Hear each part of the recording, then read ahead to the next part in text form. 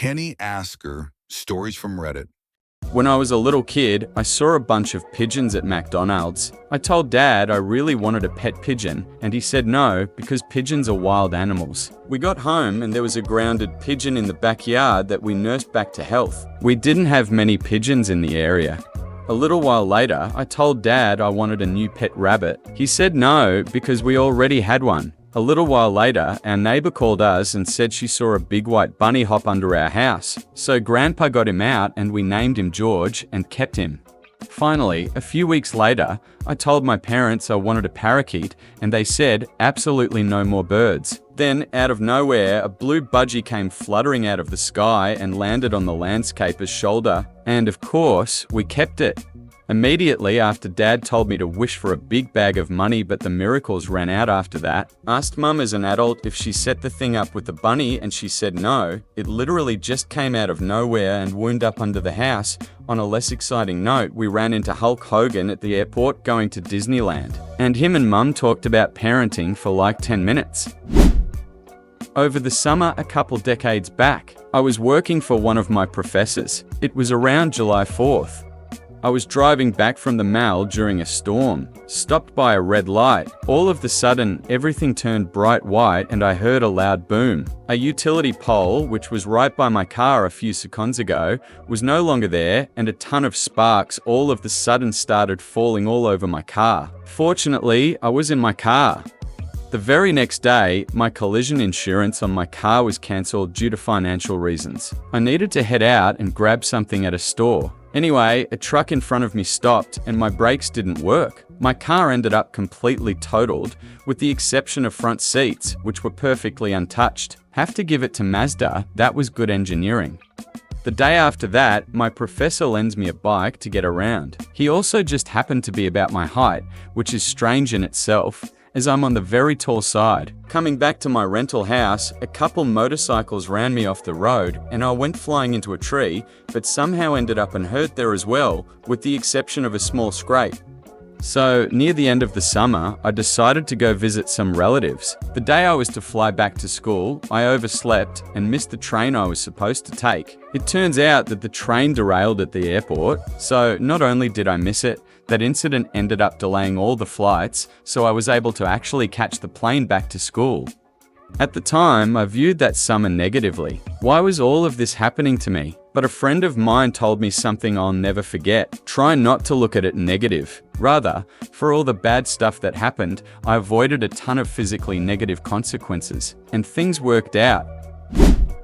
My mum kidnapped me and hid me at her drug dealer's house for a week. No one would take my dad seriously because she's her mum and she hid her crazy well, so he had to borrow a friend's car to secretly track her down and break in to get me.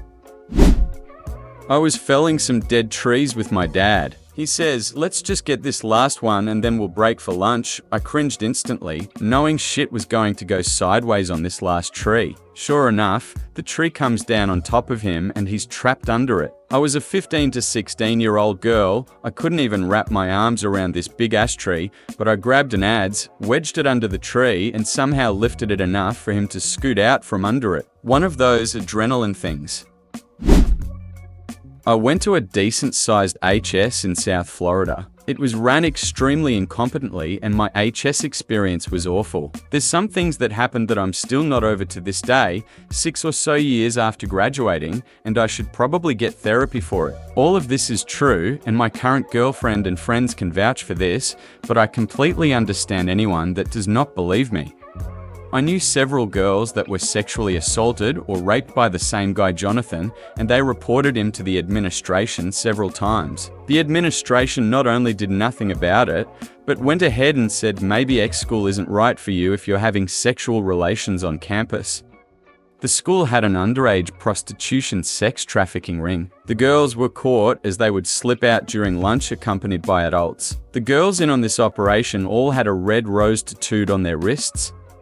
A kid was stabbed with an X-Acto knife in art class during a fight. I don't have much else to add. This might have been on the news. I had a teacher who was on a kind of Hispanic version of Judge Judy. The premise of the episode was that his wife or something cheated, but we all knew it was fake as he didn't really have a family. He had made it known that his son killed himself in front of him. This man was also a pedophile. He would say, "Today, I'm only helping the girls," and mean it. He also had quite the gambling addiction. I once had a test I had to take in the computer lab, and the entire time I saw him playing online slots and crying in shrieking outbursts. In gym class, we were playing basketball and a kid with some form of intellectual disability accidentally kicked a bully in the legs as he tried to deflect a pass. The bully got in his face and I intervened to stop the kid from getting hurt. The bully was much bigger and stronger than me, and I wasn't a small kid, so I told him not to touch me or I would hit him. He shoved me and I elbowed him in the face. He insisted on fighting in the bathroom, but I didn't take him up on that offer. He missed the next 4 days of school and on the 5th day pulled up in a car next to me as I walked home with 3 of his friends in the car. Seeing as win or lose I was outnumbered, I told him I didn't want to fight. He immediately punched me. I went down and he broke my nose and split it wide open with ground and pound from mouth. I pressed charges and the school took his side. His girlfriend was an office aide and was in the ear of the principal. My parents were told this isn't the school for your son if he's fighting. I had another math teacher who I personally saw throw a desk at a kid. Luckily it missed. She was also an early Trump and Elon Musk supporter, as she had loved them since 2015 or so. We had a history teacher who was a white supremacist. He had a black son who was a student at the school. He taught solely through PowerPoint presentations, and I remember one of them was on the alt-light and the alt-right, which even at the time I found hilarious because he had fucking Jesse Lee Peterson under the alt-light, and to be clear, he covered the alt-right movement positively and would tell you he was a proud alt-righter.